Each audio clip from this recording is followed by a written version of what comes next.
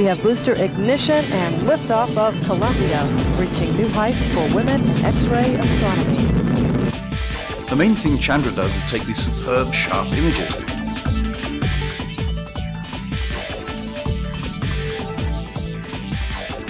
The Large Magellanic Cloud, known as the LMC, is a nearby satellite galaxy of our own Milky Way.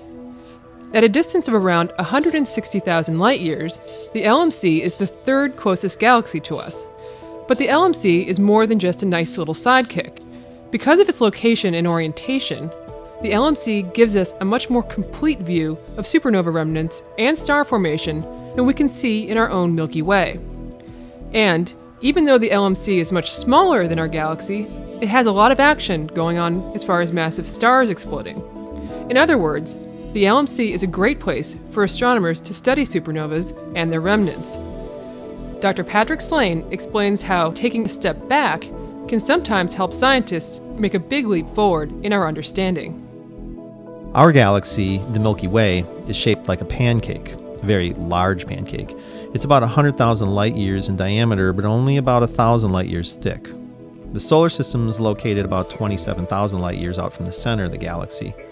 The vast majority of things in our galaxy, the stars, massive dust clouds, black holes and binary systems, supernova remnants, are located in this thin disk, so that's where we have to look if we want to see them. The problem is that all this gas and dust in the disk of the galaxy clouds our view by absorbing a lot of the light and other radiation, even at X-ray energies.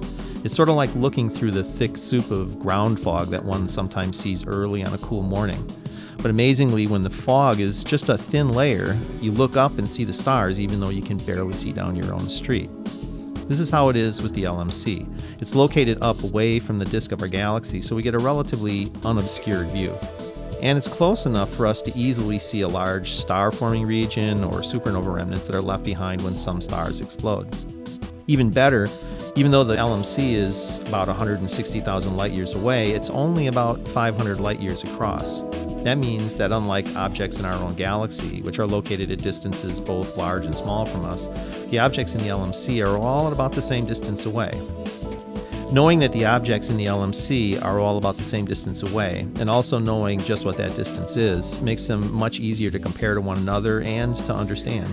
And the LMC has lots of recent star formation. It's a great place to go supernova remnant watching. Now let's take a look at some of the LMC's most famous supernova inhabitants. N132d is the brightest in the Magellanic Clouds and belongs to a rare class of oxygen-rich remnants. So the oxygen that we breathe on Earth is thought to have come from explosions similar to this one.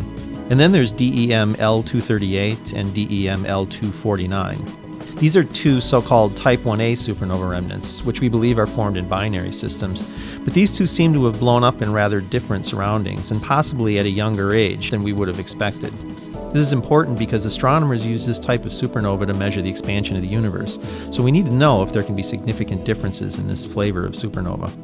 And there are other interesting ones too. When we look at the supernova remnant N49 in optical light from Hubble, we see a wild structure of bright filaments.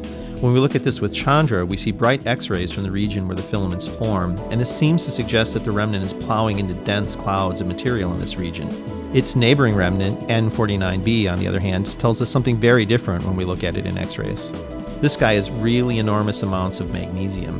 There's lots of magnesium in the Earth's crust, and it's an essential element for enzyme reactions in biological systems, including the human body. Much of the magnesium in our galaxy may have formed in remnants like N49b. Finally, perhaps the most famous supernova remnant in the LMC is 1987A. This remnant gets its name because astronomers first noticed it in, you guessed it, 1987, and they've been watching it ever since with lots of telescopes. With Chandra, we're seeing a ring of material that has been heated to millions of degrees as it slams into a cooler ring of stuff that was there before the star exploded. So astronomers have obviously found a lot of interesting things by looking at the LMC over the years, but they're not done yet. Just recently, a group of astronomers announced they'd come up with a new and important technique to study how powerful supernovas are when they explode. When we observe a supernova remnant in X-rays, we have an opportunity to see the actual material that was formed in the explosion. This gives us a lot of insight as to how the explosion developed and allows us to predict what the explosion looked like when it occurred. Recently, two groups studying an LMC remnant known as 0509-67.5 made a remarkable breakthrough by combining X-ray and optical observations. The X-ray observations by one group indicate that the remnant was from a particularly energetic Type 1A explosion. Even though the explosion happened nearly 400 years ago, another group of researchers were able to find the original explosion in the form of light echoes from interstellar dust. Like sound waves echoing off a distant canyon wall, this light provides a delayed signal from the original event. The properties revealed by these light echoes indeed show that the explosion was an energetic Type 1A event. It seems fitting that the Large Magellanic Cloud and its sister galaxy, the Small Magellanic Cloud, were named after the Portuguese navigator Ferdinand Magellan. After all, Magellan and his crew used the southern sky to explore unknown lands across the world. And today, astronomers are using the objects named in his honor to continue to explore the cosmos and learn more about the universe we live in. For more information, visit our website at chandra.harvard.edu. This was a production of the Chandra X-ray Center, Cambridge, Massachusetts. NASA's Marshall Space Flight Center manages the Chandra program. The Smithsonian Astrophysical Observatory controls science and flight operations from the Chandra X-ray Center.